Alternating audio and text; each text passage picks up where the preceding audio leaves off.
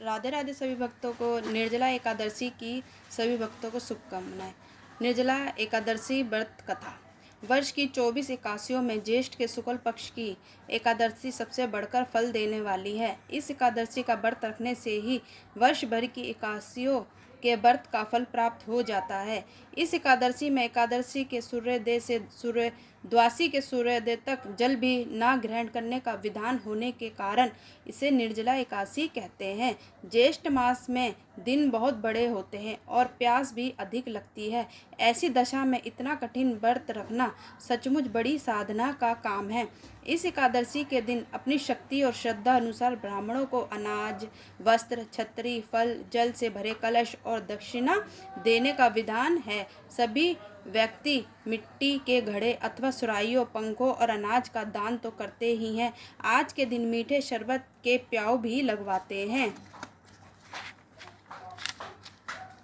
अधिक मात्रा में सतत भोजन करते रहना भीमसेन की एक बहुत बड़ी कमी थी। एक दिन भीमसेन ने व्यास जी से पूछा, पितामह, माता कुंती, भ्राता युधिष्ठिर और अर्जुन, नकुल, सहदेव और द्रौपदी आदि सभी काशियों का व्रत करते हैं और मुझे भी अनाज खाने को मना करते हैं, परंतु मैं उनसे कहता हूँ कि भाई, शक्ति पूर्वक भगवान की पूजा आदि तो मैं कर सकता हूँ और दान भी दे सकता हूँ, परंतु भोजन के बिना नहीं रह सकता।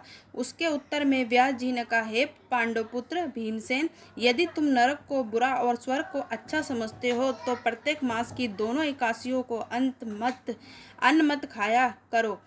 तब भीमसेन ने कहा, हे पितामह, मैं तो पहले ही कर चुका हूँ कि मैं भोजन के बिना नहीं रह सकता। यदि वर्ष भर में कोई एक ही व्रत हो तो वह मैं रख सकता हूँ।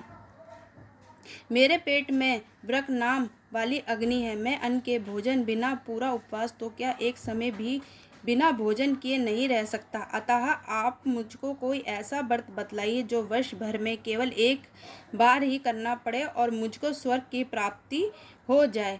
श्री व्यास जी ने कहा, हे पुत्र, बड़े बड़े ऋषियों ने अनेक शास्त्र बनाए हैं जिसमें वर्णित उपायों के द्वारा छोड़े परिश्रम से ही स्वर्ग की प्राप्ति हो सकती है, परंतु तुम शास्त्रों में भी दोनों पक्षों की एकादशियों के व्रत को मुक्ति देने के लिए सर्वश्रेष्ठ लिखा है।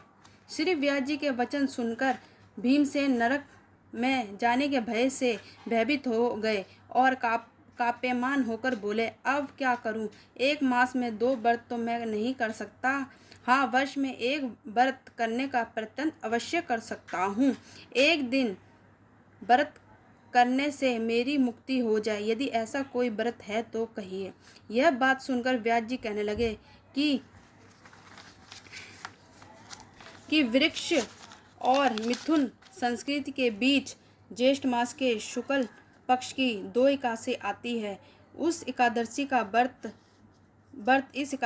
व्रत में स्नान आदि आचमन के सिवा जल वर्जित है। आचमन में 6 मासे जल से अधिक नहीं होना चाहिए, अन्यथा वह माघ पान से दृश्य हो जाता है। इस दिन भोजन नहीं करना चाहिए क्योंकि भोजन करने से व्रत नष्ट हो जाता है। इस एकादशी के दिन सूर्योदय से लेकर द्वादशी के सूर्योदय तक जल ग्रहण न करने से समस्त एकादशियों व्रतों का फल प्राप्त होता है। द्वादशी को सूर्योदय से पहले उठकर स्नान आदि करके ब्राह्मणों को दान आदि देना चाहिए। इसके पश्चात भूखे और तप्यात ब्राह्मण को भोजन कराकर फिर आप भोजन कर लेना चाहिए। इसका फल 1 वर्ष की संपूर्ण एकादशियों के फल के बराबर है। व्यास जी कहने लगे कि हे भीमसेन, यह मुझको स्वयं भगवान ने बतलाया है। इस एकादशी का पुण्य समस्त तीर्थों और दोनों से भी अधिक केवल एक ही दिन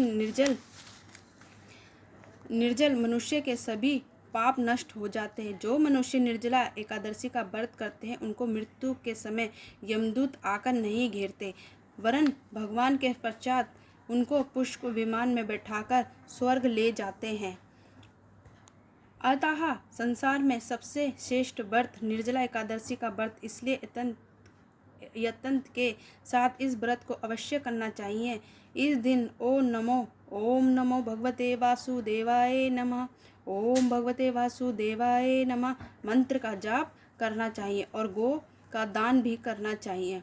व्यास जी के आज्ञा अनुसार भीमसेन ने इस व्रत को किया था, इसलिए इस एकादशी को भीमसेन या पांडव एकादशी भी कहते हैं। निर्जला व्रत वाले दिन प्रातः भगवान का पूजन करके ये प्रार्थना करें कि हे भगवान, आज मैं श्रद्धा पूर्वक निर्जला व्रत रखकर दूसरे दिन भोजन करूँगा, अतः आपकी कृपा से मेरे सब पाप नष्ट हो जाएं। इस दिन जल से भरा हुआ एक घड़ा वस्त्र से ढककर स्वर्ण सहित दान करना चाहिए। जो मनुष्य इस व्रत को करते हैं उनको करोड़ फल सोने के दान का फल मिलता है, और जो इस दिन यज्ञ करते हैं उनका फल तो वर्ण नहीं किया जा सकता। जो मनुष्य इस दिन अन्न खाते हैं वह चंडाल के समान है, वह अंत में नरक में जाते हैं। जिन्होंने निर्जला एकादशी का व्रत किया है वह चाहे ब्रह्म हत्याचारे अथवा गुरु के साथ देश करने वाले फिर भी इस व्रत के प्रभाव से स्वर्ग को जाते हैं।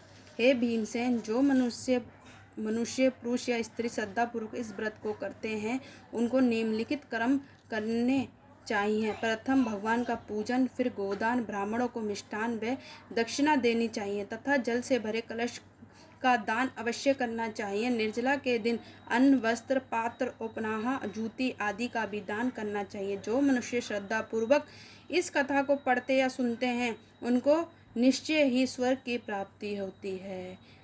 बोलो जय जय श्री राधे। ओम भगवते वासुदेवाय नमः।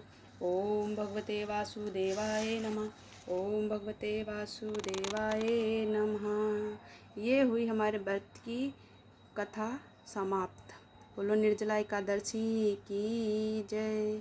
जय जय श्री राधे सभी भक्तों को।